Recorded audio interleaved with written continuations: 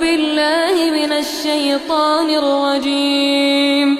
بسم الله الرحمن الرحيم. ألف لام را. تلك آيات الكتاب المبين.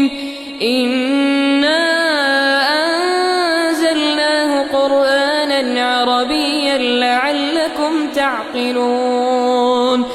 نحن نقص عليك أحسن القصص بما أوحينا إليك هذا القرآن وإن كنت من قبله لمن الغافلين. إذ قال يوسف لأبيه يا أبت إني رأيت 11 كوكبا والشمس والقمر رأيتهم إني رأيت 11 كوكبا والشمس والقمر رأيتهم لي ساجدين. قال يا بني لا تقصص رؤياك على إخوتك فيكيدوا لك كيدا إن الشيطان للإنسان عدو مبين. وكذلك يجتبيك ربك ويعلمك من تأويل الأحاديث ويتم نعمته عليك وعلى آل يعقوب كما أتمها على أبويك من قبل إبراهيم وإسحاق إن ربك عليم حكيم. لقد كان في يوسف وإخوته آيات للسائلين إذ قالوا ليوسف وأخوه أحب إلى أبينا منا ونحن عصبة إن أبانا لفي ضلال مبين. اقتلوا يوسف أو اطرحوه أرضا يخل لكم وجه أبيكم وتكونوا من بعده قوما صالحين. قال قائل منهم لا تقتلوا يوسف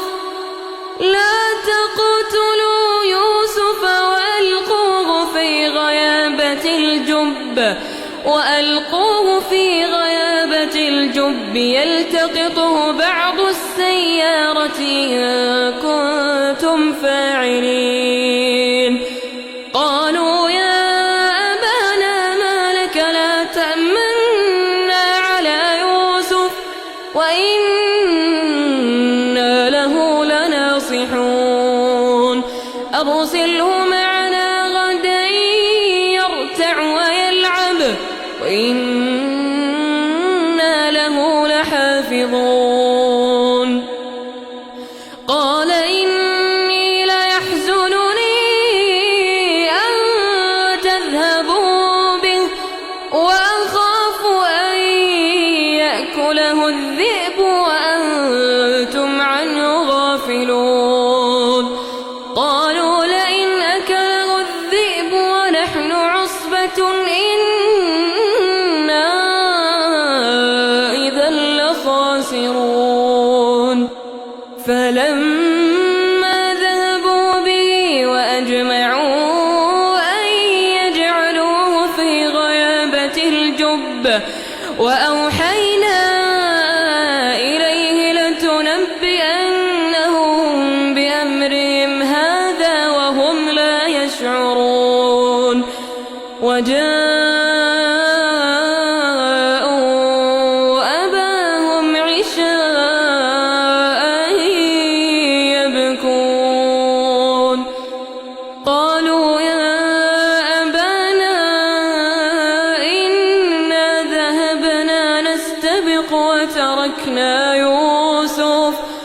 وتركنا يوسف عند متاعنا فأكله الذئب وما أنت بمؤمن لنا ولو كنا صادقين. وجاءوا على قميصه بدم كذب قال بل سولت لكم أنفسكم أمرا فصبر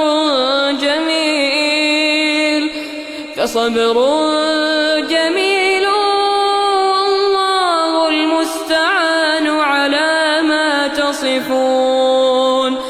وجاءت سيارة فأرسلوا واردهم فأدنى دلوه قال يا بشرى هذا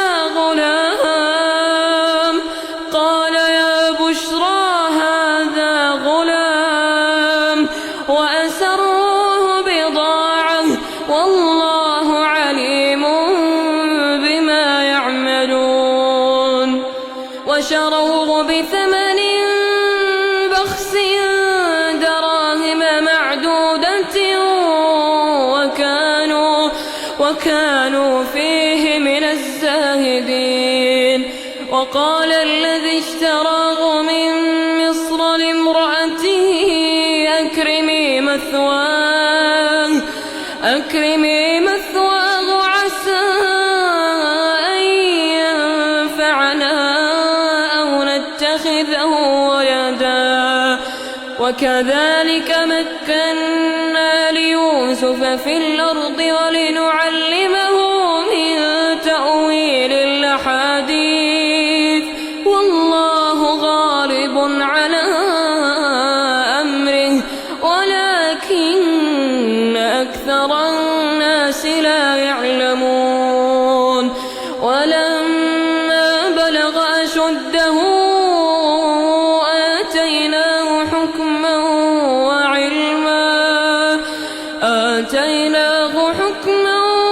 وعلما وكذلك نجزي المحسنين. وراودته التي هو في بيتها عن نفسه وغلقت الأبواب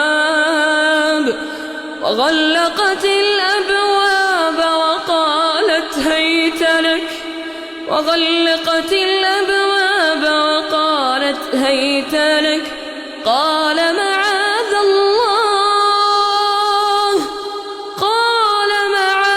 الله إنه ربي أحسن مثواي إنه لا يفلح الظالمون.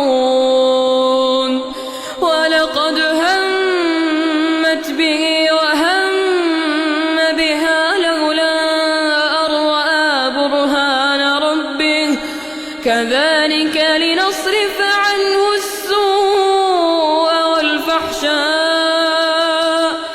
إنه من عبادنا المخلصين.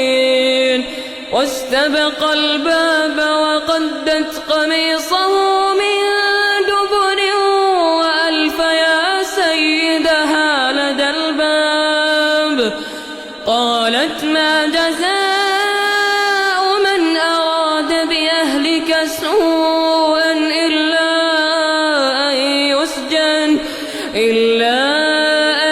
يسجن أو عذاب أليم. قال هي راودتني عن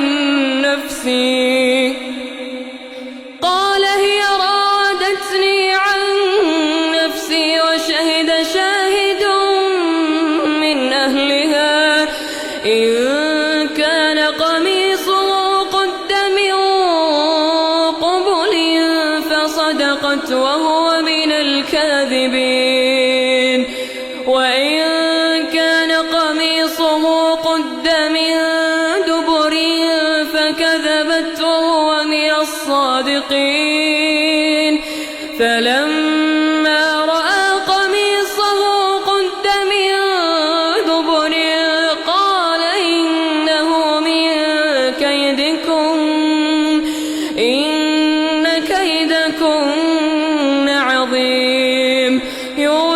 أعرض عن هذا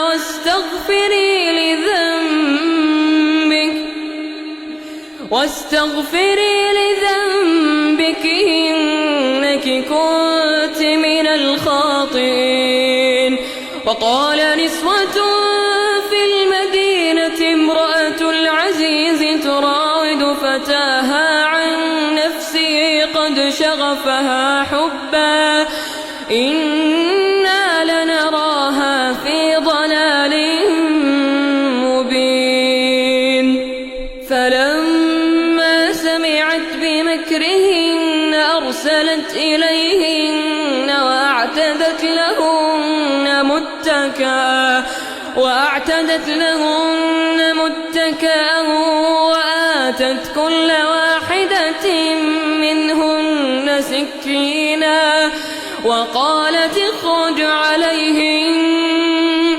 فلما رأينه أكبرنه وقطعن أيديهن وقلن حاش لله ما هذا بشرا إن هذا إلا ملك كريم. قالت فذلكن الذي لمتنني فيه ولقد راودته عن نفسه فاستعصم ولئن لم يفعل ما آمره ليسجنن وليكونن من الصاغرين. قال رب السجن أحب إلي مما يدعونني إليه وإلا تصرف عني كيدهن أصب إليهن وأكن من الجاهلين. فاستجاب له ربه فصرف عنه كيدهن إنه هو السميع العليم. ثم بدا لهم من بعد ما رأوا الآيات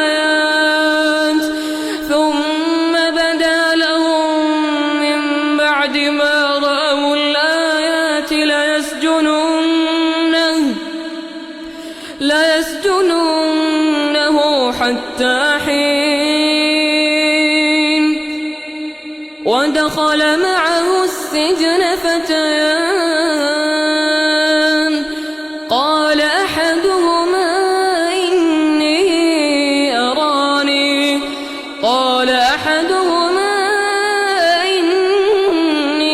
أراني أعصر خمرا وقال الآخر إني أراني أحمل فوق رأسي خبزا تأكل الطير منه نبئنا بتأويله إنا نراك من المحسنين.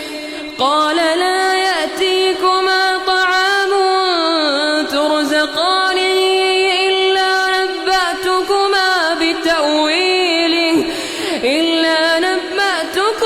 بتأويله قبل أن يأتيكما ذلكما مما علمني ربي إني تركت ملة قوم لا يؤمنون بالله وهم بالآخرة هم كافرون.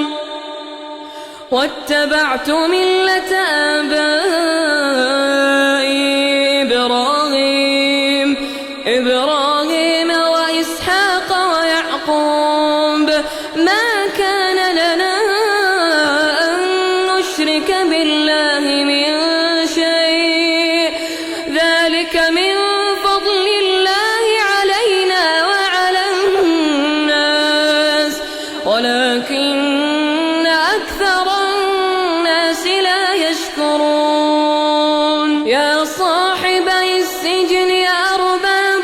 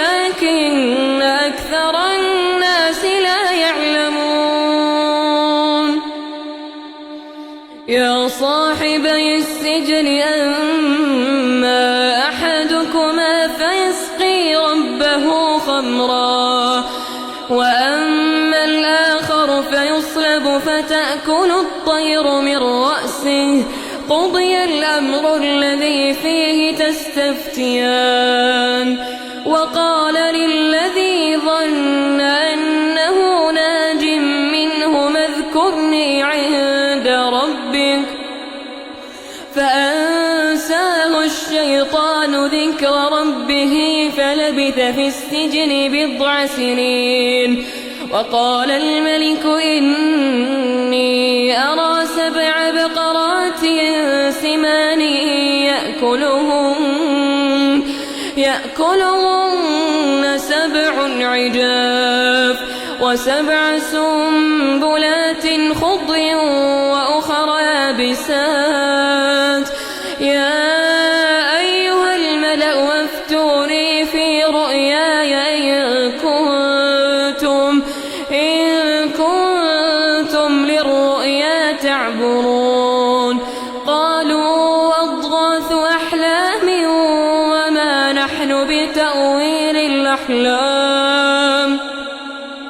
وما نحن بتأويل الأحلام بعالمين وقال الذي نجا منهما وادكر بعد أمة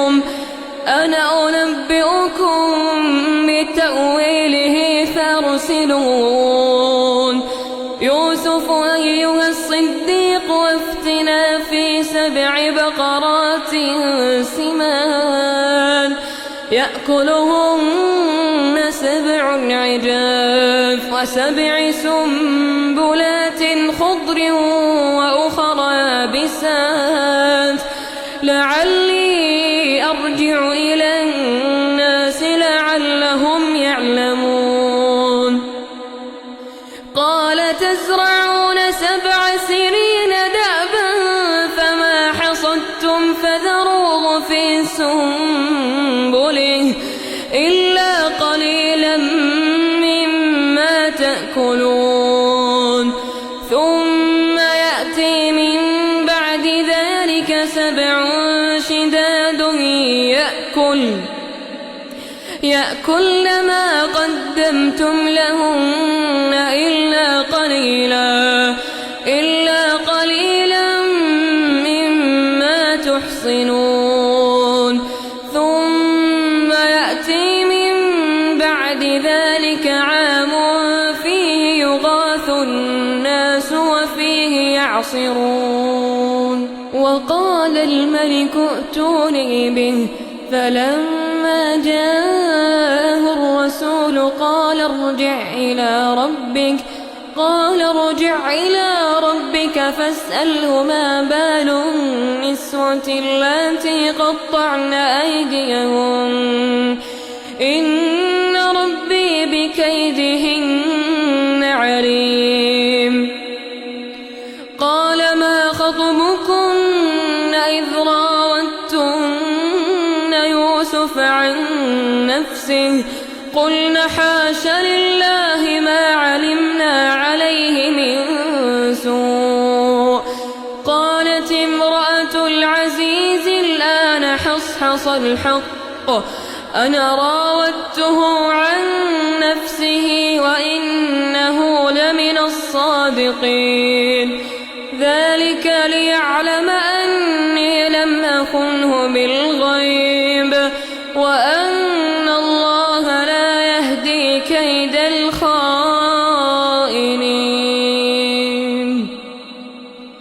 وما أبرئ نفسي إن النفس لأمارة بالسوء إلا ما رحم ربي إن ربي غفور رحيم وقال الملك ائتوني به أستخلصه لنفسي فلما كلمه قال إنك اليوم لدينا مكين أمين قال اجعل لي على خزائن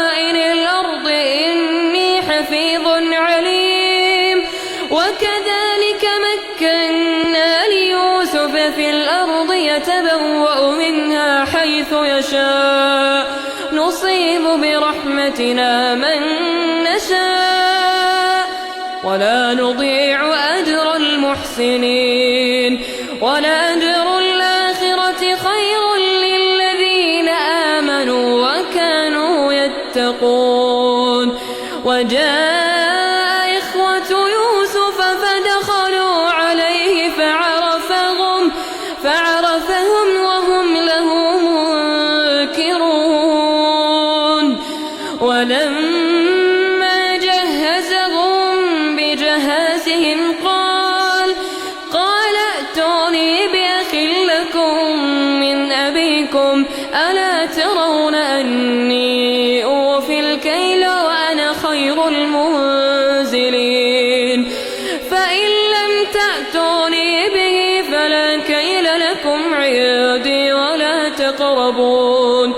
قالوا سنراود عنه أباه وإنا لفاعلون. وقال لفتيانه اجعلوا بضاعتهم في رحالهم لعلهم يعرفونها إذا انقلبوا إلى أهلهم لعلهم يرجعون.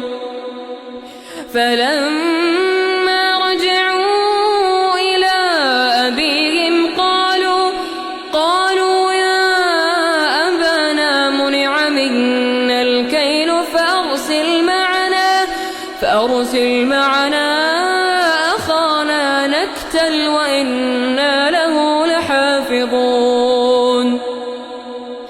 قال هل آمنكم عليه إلا كما أمنتكم على أخيه من قبل فالله خير حافظا وهو أرحم الراحمين.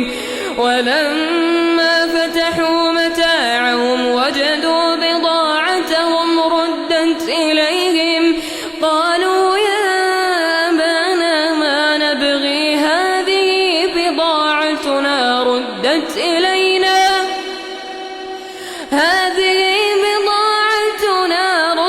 إلينا ونمير أهلنا ونحفظ أخانا ونزداد كيل بعير ذلك كيل يسير.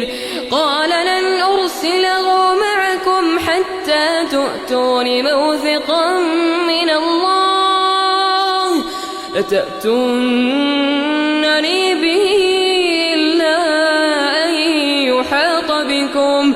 فلما آتوه موثقهم قال الله على ما نقول وكيل. وقال يا بني لا تدخلوا من باب واحد وادخلوا من أبواب متفرقة وما أغني عنكم من الله من شيء إن الحكم إلا لله عليه توكلت وعليه فليتوكل المتوكلون.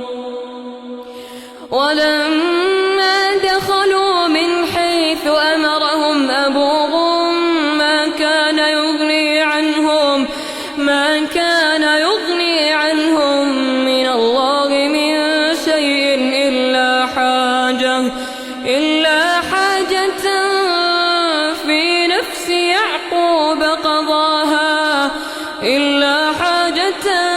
في نفس يعقوب قضاها وإنه لذو علم لما علمناه ولكن أكثر الناس لا يعلمون. ولما دخلوا على يوسف آوى إليه أخاه قال إني أنا أخوك فلا تبتئس بما كانوا يعملون. فلما جهزهم بجهازهم جعل السقاية في رحل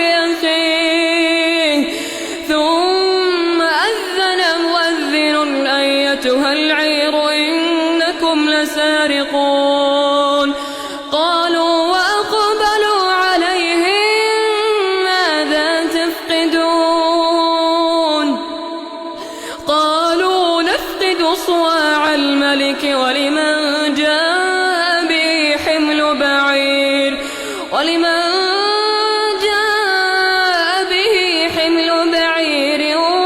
وأنا به زعيم قالوا تالله لقد علمتم ما جئنا لنفسد في الأرض وما كنا سارقين قالوا فما جزاؤه إن كنتم كاذبين قالوا جزاؤه من وجد في رحله فهو جزاؤه كذلك نجزي الظالمين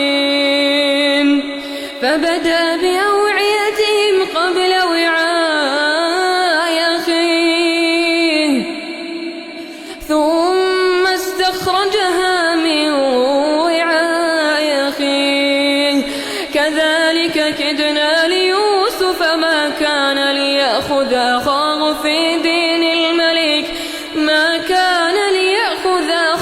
في دين الملك إلا أن يشاء الله نرفع درجات من نشاء وفوق كل ذي علم عليم قالوا إن يسرق فقد سرق أخ له من قبل فأسرها يوسف في نفسه ولم يبدها لهم قال أنتم شر مكانا والله أعلم بما تصفون قالوا يا أيها العزيز إن له أبا شيخا كبيرا فخذ أحدنا مكانه إنا نراك من المحسنين قال معاذ الله أن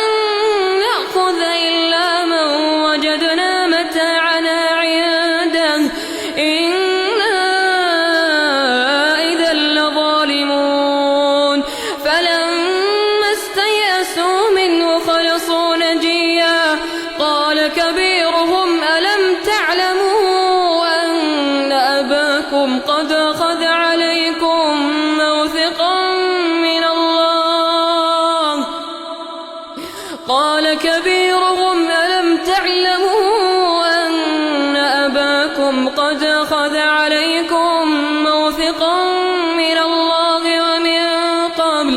ومن قبل ما فرطتم في يوسف فلن أبرح الأرض حتى يأذن لي أبي أو يحكم الله لي وهو خير الحاكمين ارجعوا إلى أبيكم فقولوا يا أبانا إن ابنك سرق وما شهدنا إلا بما علمنا وما كنا للغيب حافظين واسأل القرية التي كنا فيها والعير التي أقبلنا فيها وإنا لصادقون قال بل سولت لكم أنفسكم أمرا فصبر جميل عسى الله أن يأتيني بهم جميعا إنه هو العليم الحكيم وتولى عنهم وقال أسفا على يوسف وابيضت عيناه من الحزن فهو كظيم قالوا تالله تفتأ تذكر واذكروا يوسف حتى تكون حرضا أو تكون من الهالكين.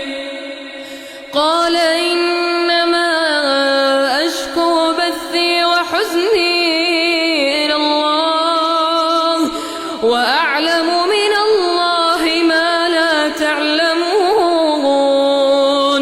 يا بني اذهبوا فتحسسوا من يوسف وأخيه ولا تيأسوا من روح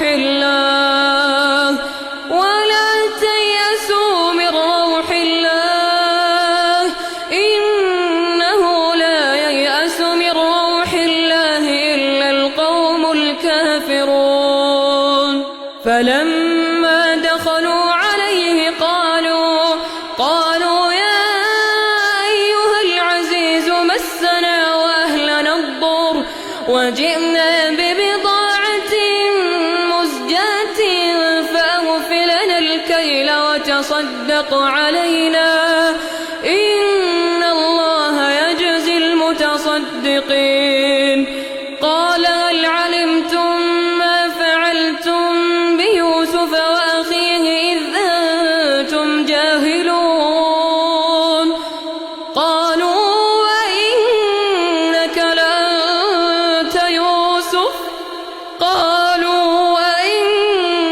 لأنت يوسف قال أنا يوسف وهذا أخي قد من الله علينا إنه من يتق ويصبر فإن الله لا يضيع أجر المحسنين. قالوا تالله لقد آثرك الله علينا وإن كنا لخاطئين.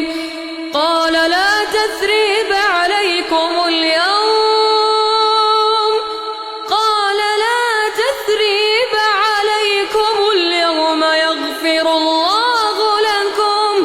يغفر الله لكم وهو أرحم الراحمين.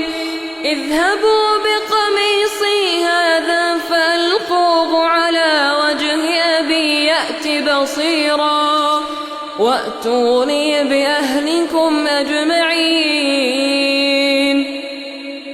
ولما فصلت العير قال أبوهم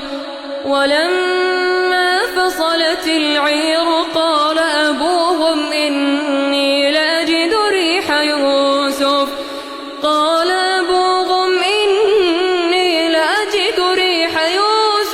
لولا تفندون.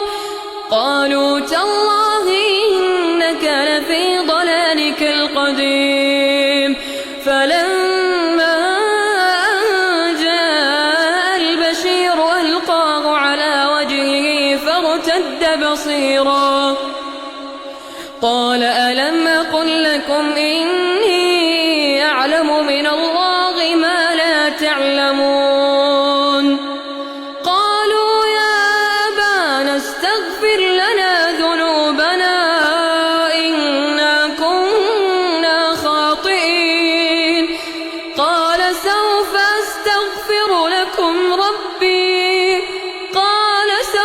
أستغفر لكم ربي إنه هو الغفور الرحيم. فلما دخلوا على يوسف آوى إليه أبويه وقال ادخلوا مصر إن شاء الله آمنين. ورفع أبويه على العرش وخروا له سجدا وقال يا أبت هذا تأويل رؤياي من قبل قد جعلها ربي حقا وقد أحسن بي إذ أخرجني من السجن وجاء بكم من البدو من بعد أن نزغ الشيطان بيني وبين إخوتي إن ربي لطيف لما يشاء إنه هو العليم الحكيم رب قد آتيتني من الملك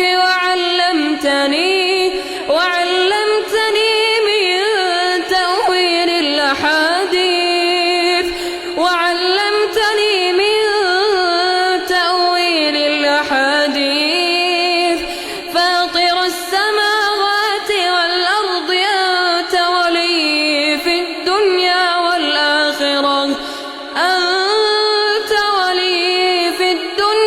والآخرة توفني مسلما وألحقني بالصالحين ذلك من أنباء الغيب نوحيه إليك وما كنت لديهم إذ أجمعوا أمرهم وهم يمكرون وما أكثر الناس ولو حرصت بمؤمنين وما تسألهم عليه من أجر إن هو إلا ذكر للعالمين وكأين من آية في السماوات والأرض يمرون عليها وهم عنها معرضون وما يؤمن أكثرهم بالله إلا وهم مشركون أفأمنوا أن تأتيهم غاشية من عذاب الله أو تأتيهم الساعة بغتة وهم لا يشعرون قل هذه سبيلي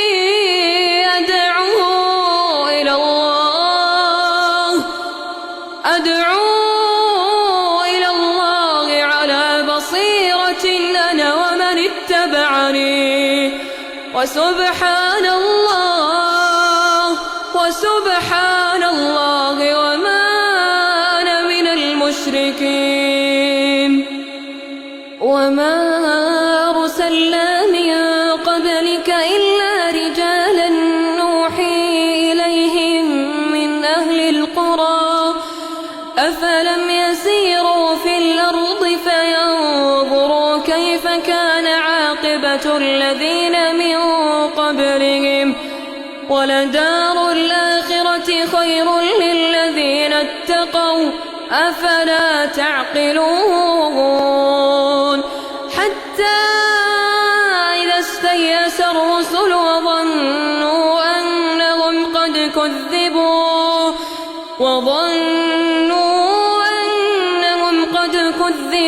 جاءهم نصرنا فنجي من نشاء ولا يرد بأسنا عن القوم المجرمين